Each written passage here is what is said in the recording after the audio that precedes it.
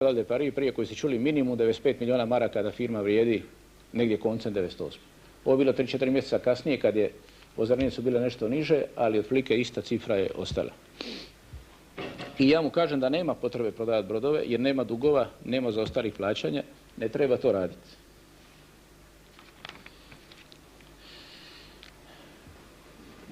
Ista stvar koju ćete puno puta čuti, bili su odgovori je, ali banke tražu povrat novca, banka traže ovo, banka traže ono, međutim, nijedna banka to nije tražila. Ovo je recimo potvrda Kamorniše banke koja je najveći kreditor.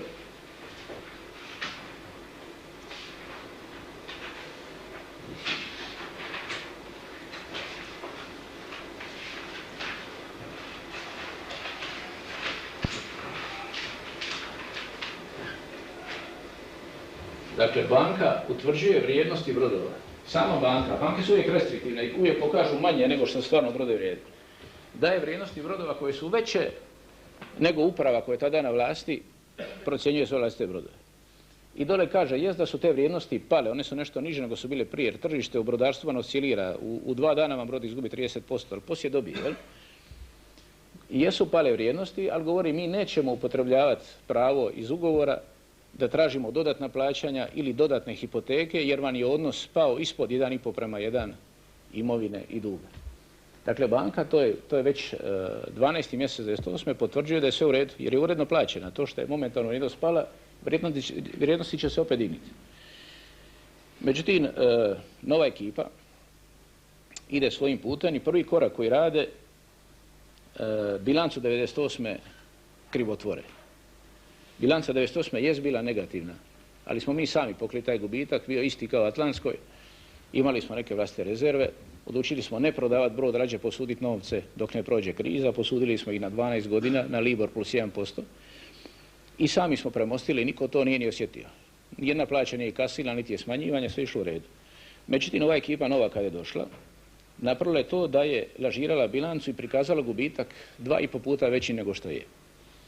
U pravilu svi mi koji vodimo firme nastojimo prikazati rezultat bolji nego što je, ne isplatiti sad se vidi minus ako može pisati plus 1, međutim ovi su svoj gubitak više nego udvostručili. I kad su to umjetno napravili, išli su pred banke, rekli evo mi smo u takvoj situaciji, mi stojimo loše. Onda su banke rekle, a čekaj ako je to tako loše, dajte vi nama naše novce. Onda se klupko počelo odmotavati. Tu lažiranu bilancu ja sam istupio na skupštini, postao sam odvjetnika i tužio sam to. Na 2 godine to. Ovo je tekst izrečeno da...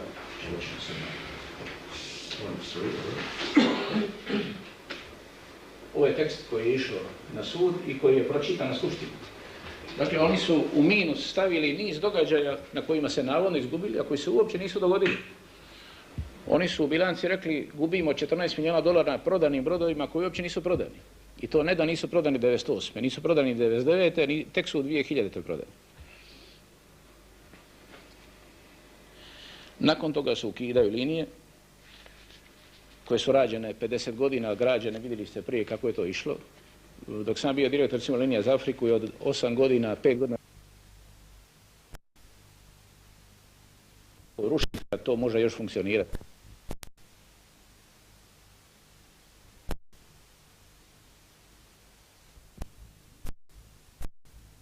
Skoro sam ponudio da se ne bi nadzorno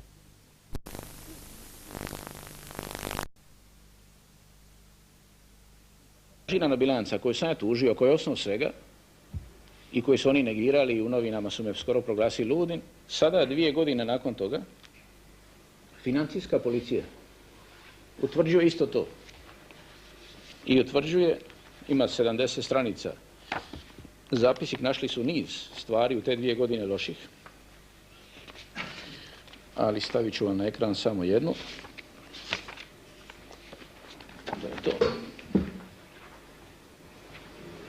Utvrđuje da je lažirana bilanca za $29 milijuna za 98. i 99. To je ta cifra tu. I utvrđuje se da je za to odgovoran sadašnji direktor Zvonko Dobro. Naravno, oni se žale da to nije u redu i tako dalje. Međutim, Porezna uprava svojim rješenjem potvrđuje da je to istina, da su bilancu lažirali, ovo je samo prva stranica, i da moraju bilancu vratiti u prvotno stanje. 29 milijuna dolara je uvećan minus. Jer kad je uvećan minus, onda se ima opravdanje. Nije bilo druge, morali smo prodavati brodove. I onda se prodaju redom brodovi. 7 brodova je prodano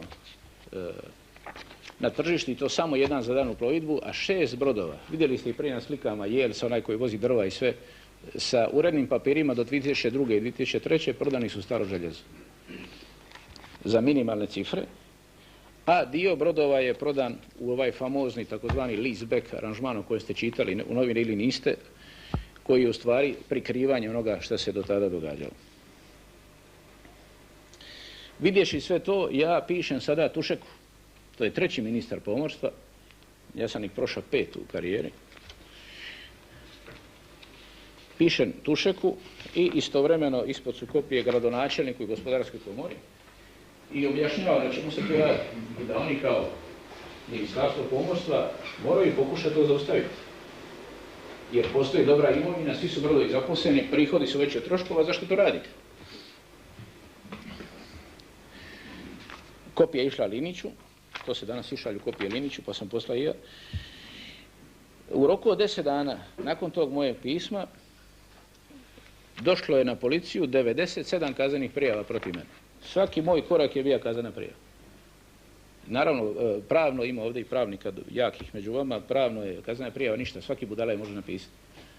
Ali kad policija to uzme u rad, pa kad policajac tu dodaje stvari koje nisu istinite, kad on sam pomaže krivotvorenje, daću vam jedan primjer, onda se već morate zabrinuti. Pa kao što dođe na odvjetništvo i uglavnom tih 97 kaznenih prijava rezultira time da za 7 dijela ili nedjela ja dobivam poziv jedan dan na policiju, tražu objašnjenja, ja uredno dam objašnjenja i mislim sad će ja poći kući.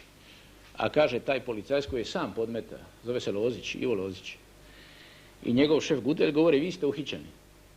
Bilo je oko podne. I onda vas vodu u tužilaštvo, odnosno odvjetništvo, bilo je novinara koliko hoćete po stablima, kada je lav poviga. I jasno, bila je serija vrlo ružnih članaka o meni i o firmi unutra. I udarno je bilo da sam ja oštetio firmu i opljačkao 51 milijun kuna. Dakle, 2,5 puta više nego ovo što je sad friško sad sa utajom PDV-a. I dođem ja tamo i sad ovaj dio morate čuti. Ispituje me, zove se Tomasović Anatol, jedan iz državnog odvjetništva, jedan čovjek hendikepiran bez noge, pa sam se suzdržavao šta reći i kaže vi ste ugovor koji je bio jako pozitivan za Jadropol i donosio velike novce, predali Split Ship Managementu bez naknade. I tako ste oštetili firmu za drugo novac.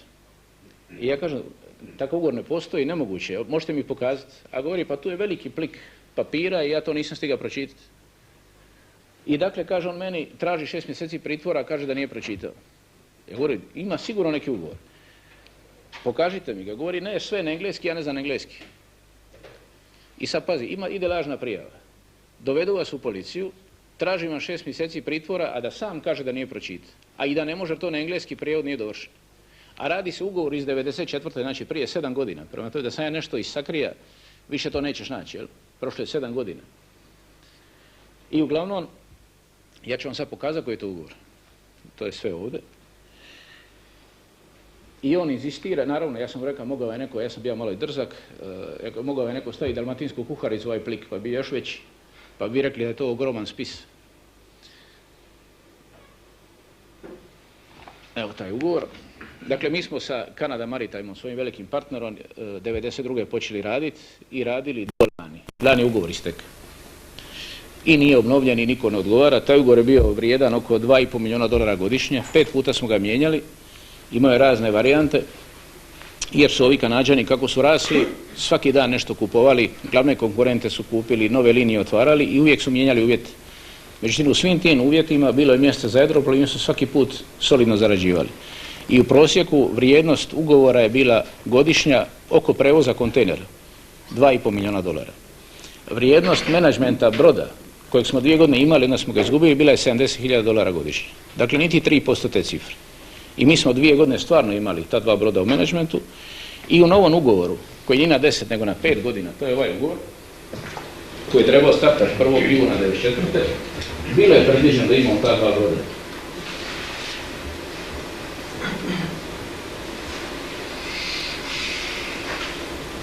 S time unutra je stavljeno kao uvjet, to će Enerpol dobiti ako bude konkurentan cijenama tržišta. I mi smo počeli pripremati ponudu da budemo konkurentni, da dobijemo i to. Iako nama su kontejneri i prevoz bili važniji, jer to je oko 2,5 milijuna godišnje, čak i 3 neki godini. A ovi $70.000 manje više. Već i to smo probali. Ali prije stupanja ugovora, vi ćete ugovor stupa na snagu 1.6. 13.5. oni su kupili glavnog konkurenta, veliku firmu Kast, i promijenili cijeli sistem. I poslali novi prijedlog ugovora, gdje masu toga mijenjaju, gdje mijenjaju partnere i u kojem više nema te klauzule da bi i taj dio mogli dobiti. Međutim, dobro, sad nećete tu puno moći pročitati. I mi smo ugovor potpisali i odradili preko $2,5 milijuna godišnje prihoda. Ne zarade, to je prihod. A prihod koji nismo uspjeli dobiti, tih $70.000, otpalo, jel? I sad se praktički događa, oni su rekli, to nije 70, vi ste mogli zaraditi više. Pa puta 10 godina, pa puta kurs, to je 50 milijuna kuna. I u biti imate optužbu za neki imaginarno izgubljenu dobit, koje nema, jel? Nikad prije mene Jadroplan nije imao brod u menadžmentu tuđi i nikad poslije mene. 2 godine smo zaradili nešto malo novaca na tome i to je otpalo. Sad zato što nismo obnovili, ja imam pritvor i zadržavanje 24 sata. Ja sam sutradan, kad je istražni sudac uspio pročitati papire, poslao je nalog u sud, na Bilice da me puste, međutim novine su odradile toliko toga, a kad ste vi jedan put bili unutra, svaki moj istup, a ovo je onaj što je bio zatvoren, ko zna šta je uradio, bit će dima i vatre, i polako vas dovedu u poziciju da se morate braniti i da vaš glas više ne vrijedi koliko prije, i isto takvi argumenti. I još ću vam dati jedan primjer. Jedna od točaka, poslije taj Anatol išao, svojim putem došla je neka gospođa druga ispitiva, to su oni u smjenama ispitivali, i jedna od optužbi je, mi smo posudili 100.000 maraka Kotex Dermi, tamo su radili sve branitelji, želi smo obnoviti otkup kože u Dalmaciji jer smo imali dosta praznih kontejnera kože u Hrvatskoj i Sloveniji. Većina ne znate, kad se jedan put stavi koža u kontejner, više ništa ne može ući. To toliko smrdi, ta usoljena koža, da samo kožu možete stavljati. I mi smo te kontejnere prazne vraćali u Italiju. Sad, sa malim kreditom Kotex Dermi, da su obnovili otkup kože, mi bi te kontejnere iskorištavali ovdje i ne bi morali plaćati pozicioniranje praznih kontejnera u Italiju i mi bi u godinu dana vratili te novce. A da ne govorimo da je Kotex Derma taj novac vraćala. Dakle, to je svrha zašto smo im posudili novce. I sad kaže ova gospođa, vi ste posudili novce, jesmo. Govori, ali ste napravili prekršaj jer ste kao osiguranje plaćanja prihvatili mjenice firme koja je tada bila blokirana. A po zakonu se to ne smije. I sad ja već sam tamo cijeli dan, već familija zna da me zatvaraju, već se to svi plaću. Ja govorim, čujte gospođo, moguće da je to služba napravila, ali ja ne vjerujem. Moji financijeri, to je dobra financijska služba, ne bi to napravili. Ali lako je provjeriti. Ne, vi ste to napravili, to je teški prekršaj, to je jedan od teških kriminalnih radnje koji se napravio i mene uredno zatvore, jel? I sutra dan moja odvjetnica pođe na ZAP, to može svaki građanin, i dobije podatke i ustanovi, ZAP potvrdi da tada kad smo pregovarali i kad je odobren kredit Kotex Dermi, Kotex Derma nije bila blokirana. Ni Kotex Derma, ni Jadran Tekstil koji je bio sudužnik. Da je policija to uzela u ZAP-a, ne bi me inkriminirali. Ali ovaj Lozić, ranije spomenut, je donio jedan krivotvoreni papir koji nije iz ZAP-a i on nešto naškraba, tamo bili su blokirani, nisu smili. Čak da je istina, ne zatvara se ljude za to. Koja je to banka nekoga zatvorila jer neko nije vratio kredita, da ne govori nisu dobra instrumenti Ali ZAP potvrđuje, a policija to neće dobiti. Ovo je istražni zahtjev.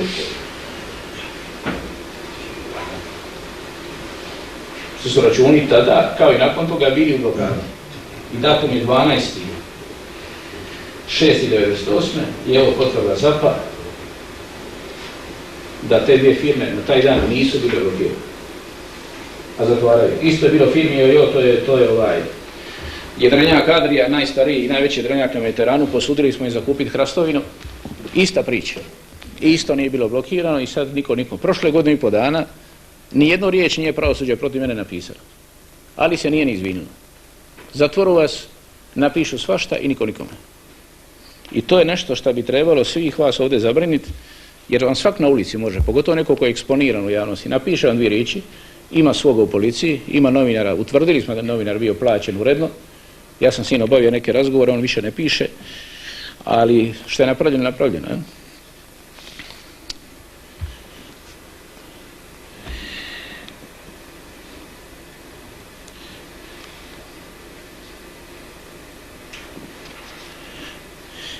I sad opet da se vratimo na početak priče, vidjeli ste šta je Jadroplov, koja je to snaga, koja je to veličina, u kojoj je stanju bila 98.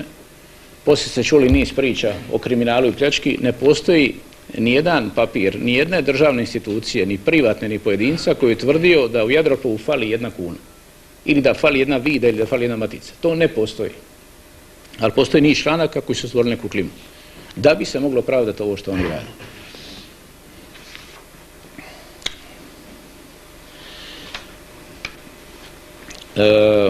Vrlo su česti, ja se moram osvrnuti ovdje, napadi da je kroz SSM, dakle kroz Split Ship Management, firma redovito pljačkana. Ja ću vam samo reći kako je nastao Split Ship Management. 12 ili 13 ljudi tadašnjeg tehničkog sektora odlučilo da taj svoj posao počne raditi privatno. Počela je privatna inicijativa, osnivaju se DO, DD i tako dalje, Zakon o trgovačkim društvima, ljudi kažu mi to možemo raditi, možemo prodati svoje na tržištu. Jadroplov s tim nema veze, ljudi su odlučili biti privatnici i oni to mogu napraviti. Jadroplov je mogao njima ne dati posla, ali zašto ne bi dali posla ljudima koji su godinama to dobro u Jadroplovu radili? I nismo ih mi pustili jer oni bi to tako napravili, ali smo im dali posla, ali uvijek bio možete ići i dobit ćete posao od Jadroplova, ali morate uzeti sav višak ljudi iz svih službi koje su se bavili održavanjem brodova. A u Jadroplovu je u tehničkoj, nabavnoj, kadrovskoj i skladištu radilo 52 ili 51 čovjek. Dakle, oni su sve te ljude uzeli i dogovorili smo se, vaša naknada za vaš rad bit će ono što smo do sada plaćali te ljudi. Dakle, svi ste zbrinuti, radit ćete to za nas, a naš je interes bio u tome da prestane socijalizacija grešaka, dakle kad se nešto pokvari, brod stane, izgubite novce, ako je to vaš radnik napravio. Niko nikome. Ako ga idete optužiti za grešku, neće vam dozvoliti sindikat, neće vam dozvoliti ni sud, a i ne možete nekom reći da namjerno napravi grešku. Ako to radi odvojena firma, onda ako nešto pogriješi, a vi zato imate štetu, odbijete od naknade. I mi smo, zahvaljujući tome, postigli da su nam brodovi imali nešto niže troškove i da smo strašno popravili broj dana u zastoju, što je češće puno vrijednije od samih troškova. Jer su prihodi dnevni puno veće troškove. Dakle, jedan dan stajanja je puno skuplji nego trošak za neke dijelove. I zahvaljujući takvom odnosu, mi smo u odnosu na hrvatske brodare postigli puno bolju efikasnost flote i imali smo manje troškova održavanja. Bilo je primjedbi da smo, na primjeru bolnice, govori dali ste u tuđe ruke kirurgiju. Ja im uvijek odgovaram, nismo dali kirurgiju, nego pravnicu rublje. A kirurgiju čuvamo, međutim kirurgiju su sada oni dali Njemcu u ruke za veliku proviziju. I to opet niko ne reagira. Dakle, Split Ship Management je to radio za nas uz troškove niže nego što imaju druge firme. I kad je bilo tih sumnji, nadzorni odbor je u 2 navrata potvrdio da su naše odluke ispravne. Analitička služba Jadroplova je napravila detaljnu analizu gdje smo tvrdili da od kada je stvoren Split Ship Management, da je u većini godina i većina troškova na nižem nivou i zastoje brodova nego je bila prije. I to je uredno elaborirano, ovdje je jedan elaborat koji svako može dobiti na uvid ili dobiti kopiju, gdje je to uredno argumentirano. A usporede s drugim brodarima pokazuju da smo tu prošli nešto bolje. Bilo je isto tako špekulacija da SSM barata s velikim novcem Jadroplova, što nije istina, SSM barata samo sa novcem za svoju naknadu. Dakle, ono što su njihove plaće. Sve drugo je plaćao Jadroplov direktno i Jadroplov je vodio njihovo knjigovodstvo. Dakle, nije postojala šansa da neka kuna ide jer isti ljude vode knjigovodstvo i Jadroplova i Split Ship Managementa. I ništa ne može krenuti nekim putem koji nije dozvoljen. I to svi ovi koji su pisali prijave znaju. I što je najžalosnije, ja ću vam ovdje pokazati, ljudi koji danas pišu prijave su potpisivali ugovore. Svaki brod ima BIMCO ugovor, sad ću vam ga staviti tu. Uobičajen, svaki brod na svijetu ima ovakav ugovor za održavanje i on je potpisan.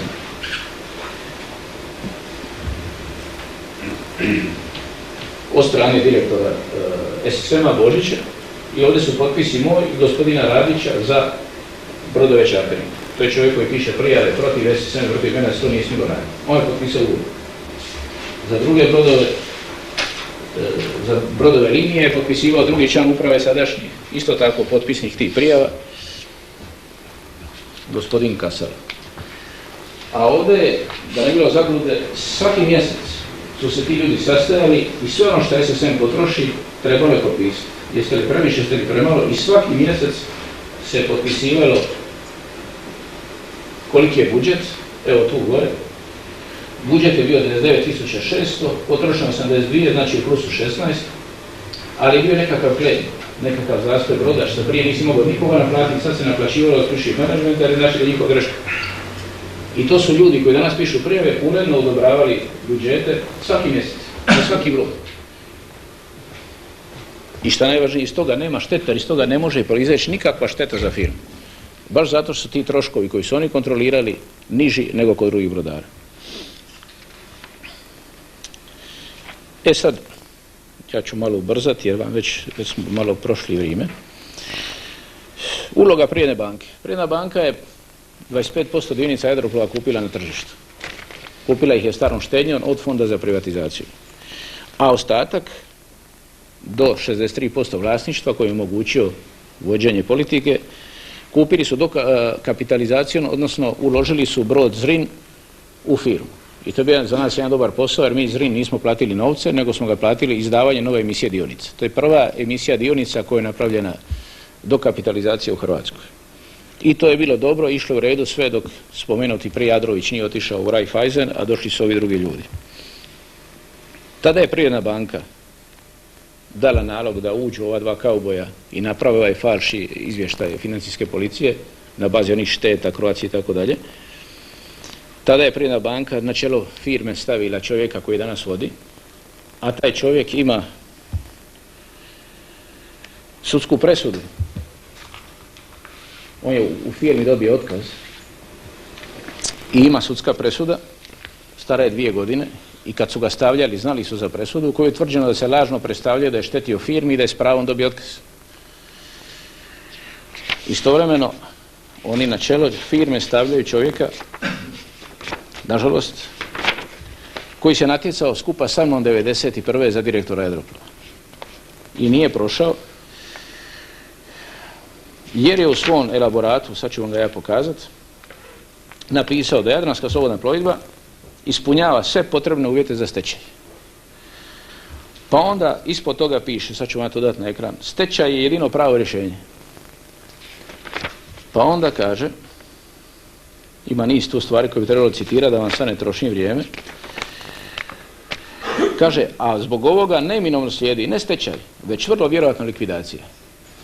I to piše u programu i natječe se za direktora. I tada je bio radnički savjet koji je uvjeravan da je puno kvalitetniji od jednog nadzornog odbora koji sam imao, definitivno.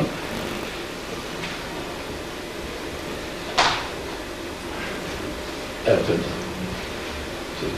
Već vjerojatno likvidacija. Evo ga tu. Ja sam kad to pomorci čuli, sve su bili pomorci u radničkom savjetu, rekli su mu, pa što si ti čoveče natječeš ako ćemo propasti, ako nas ti tako vidiš. I onda su ga odbili, izabran sam ja, međutim Privredna banka takvog destruktivca stavlja jer im odgovara da izvede ono što im treba. Dakle, onih $5 milijuna koji su od mene tražili da se napravi, sada kad je stvorena slika kaos, kad je stvorena slika da je Giovanelli popljačka firmu, sad možemo raditi što hoćemo jer sve, jedini izlaz je taj, nemamo drugi. I pravi se leaseback aranžman kod kojega jednostavno brodovi se prodaju strancu ispod cijene. To je jedan dio. Drugi dio daje se strancu u ruke kompletno vođenje brodova.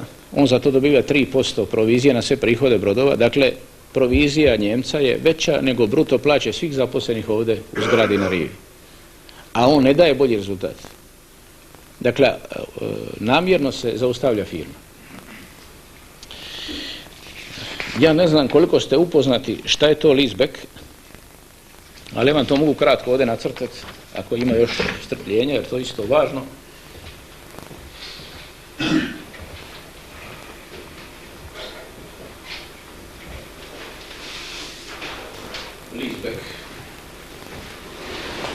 To je izvedeno u Americi prvi put i to ima svoje opravdanje, ima ako su u bezizlaznoj situaciji, pa treba kupiti vrijeme. I gledano jednostavno, imate kuću koja vrijedi 100.000 maraka. Imate dug prema banci od 70. Dakle, imate neku pozitivnu vrijednost. Ali otplata je 1000 maraka mjesečno. Vi radite u nekoj firmi XY i primate 3000 maraka plaće. Ovo lako plaćate i familije dobro živi. I sad firma propada. Više nemaš ni kune. A treba plaćati kuću, inače će ti banka odvesti.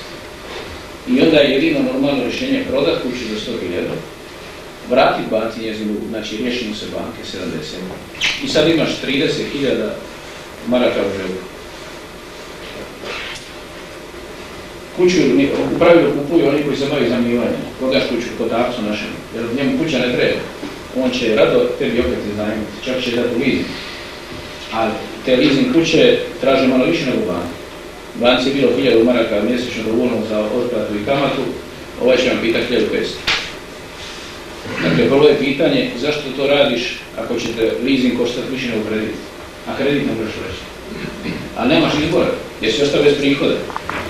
Prodajom si dobije 30.000 keša i sad se, i tako se kupuje vrijeme. Sa ovih 30.000 mogu godinu dana plaćati. I ovo 1000 znači ostati u stanu, nema seljena, očuvavam kuću, otplaćujem, imam za jest, a u godinu dana imam šanse naći novi posao. I početi opet zarađivati 3000 i onda nisam na ulici. Ako ne nađem, onda je se probali. Ali to je šansa za oporaviti. Zato postoji izgled. I koji puta uspije, a više puta ne. Ali ljudi bar probaju napraviti neku šansu. Jadroplov nije bio u situaciji, da nije dužan nikome. Ali, kako ćeš napraviti izvući novce iz firme ako se uredi? Treba biti loše, dakle, klasificirala se bilanca, prikazala loše stanje, pritisle banke i onda oni šta radi. Dakle, 4 broda. U startu su 4, na kraju će ih biti još. 4 među najvrijednijima. Dakle, to je bio Zrin. Dakle, Fraj. Zrin. To su ona 2 velika kontejneraša što su ulazili u Njujork. Dom Frane Bunić i Šor. Ja ću vam pokazati, imam dokumentacije svih brodova koji je radio broker koji je dosta restriktivan. I u pravilu vi prodate brod po većoj cijeni nego broker kaže. Ali, po njihovoj procjeni, ovi brodovi vrijede 66,7 milijuna dolara. A dug koji je pratio kredit, kojim su brodovi građani, je 44. Dakle, ne postoji nijedan razlog da vi to radite, jer je dug puno manji od imovine, a brodovi imaju dovoljno prihoda da uredno otplaćuju svoj kredit. Ali oni će to napraviti. I sad da oni to stvarno naprave, ovdje bi ostalo 22 milijuna dolara čistog novca i s tim novca se može napraviti čudo. Ali oni to nisu napravili. Oni su, ove brodove nisu prodali za ovo, koliko imaju procjenu brokera. Prodali su za 58. Sad jedno pitanje zašto to radi? Zato što dio novca mora poći tamo gdje se neko suvjeraju da neće to napraviti. To je već napravljeno, sad to treba sve poplaćati. To je na brzinu rađeno u onim zadnjim danima života predsjednika i tako dalje. Je vezano i za privatizaciju predano. Prodali su do toliko, dug je 44 i sad ostaje 14,5 milijuna dolara. Opet ne loše da ovo dođe u zemlju, pa da se s tim nešto napravi, plate, plaće, siluju i pospugaju i još se nešto može kupiti. Ali oni to ne rade. Oni 12 milijuna oročavaju na 12 godina. Koliko traje leasing? A na leasingu je kamata Libor plus 1, a ovdje je kamata Libor minus 1. Znači gube 2% godišnje. I novci ostaju kod Njemca. I čekaju moment kad će firma otići u stečaj, a da se na jedan uredan način to pokupi. Razlika između 12 do 14,5, ja taj podatak nema. 12 je oročeno, 2,5 nikad nije došlo u zemlju. Nijedna kuna od prodanih brodova i onih polovnih i ovih proizvodnih nikad nije došlo u zemlju. Već je to dovoljno financijskoj policiji, bilo kome da nešto napravi. A nije napravio ništa. I sad su oni ročili 12 milijuna, za 2,5 se ne znam gdje su, a ove ljudi 6 mjeseci nemaju plaću. A leasing Prije otplata, godišnja otplata je bila $5 milijuna godišnje. Leasing košta 6. Dakle, plaćate milijun više. A novci su blokirani banka, a ovdje firma 150 dana blokirana i po zakonu moraju steći. Još ima jedna dodatna stvar. U tom periodu